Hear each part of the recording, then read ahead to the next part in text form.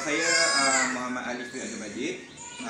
Saya berasal dari Kedah tapi menetap di sinilah di Lembah Kelang.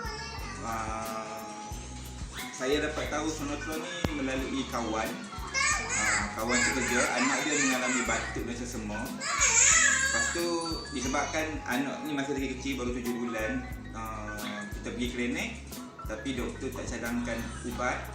Cuma doktor suruh tuam dengan tungku semua tu guna daun sirih.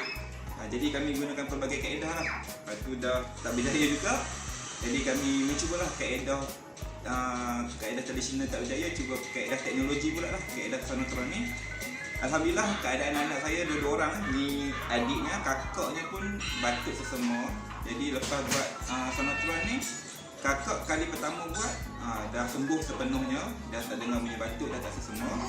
Ni untuk adik ni kali kedua lah, sebab adik ni dia tak pandai lagi nak. Untuk sesi kedua saya harap sembuh sepenuhnya lah.